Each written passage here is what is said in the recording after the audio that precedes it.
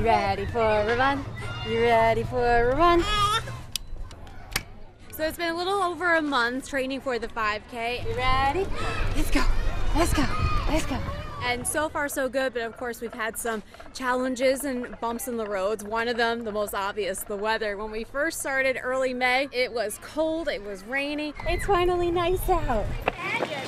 But the biggest challenge I had to face was actually issues with my feet. I was really scared that I was starting to develop plantar fasciitis. Plantar fasciitis is just an inflammation or an irritation of the tissue on the bottom of your foot. I was just getting a lot of pains in my feet, especially under my arch and in my heel. And I knew that the sneakers, the bright, flashy blue ones, after a week of wearing them, it was just not going to happen. And I was just in such agony with my feet. So finally, I bit the bullet.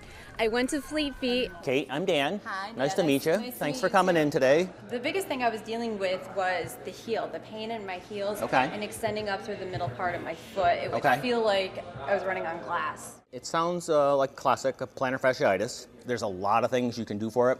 Proper footwear is number one. Things I tell people to look for in a good pair of shoes. Better shoes will always flex where your foot flexes. Obviously rest would be important, but most of us aren't able to or willing to stay off our feet.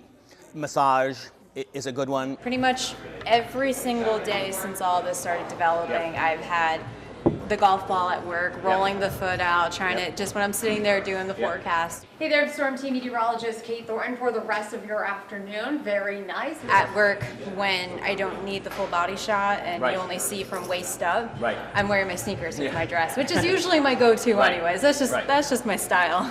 Same driver right now, but what about the holiday weekend? Your forecast at 6.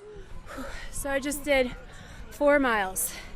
I've never ran more than a 5K ever in my life. It's the first time I've ever ran 4 miles and I didn't stop.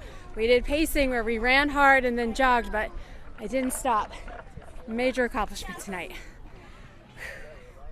Yay! You don't have to run 10 miles a day. 20 or 30 minutes, 2 or 3 times a week, and you'd be amazed. So there's always 100 reasons not to get out there and run. And so you always got to find that one reason that gets you out the door. I know for me and all the other moms that I run with, our reason for doing this are the kids that we're pushing in those strollers. Cheese. Yay. Good job.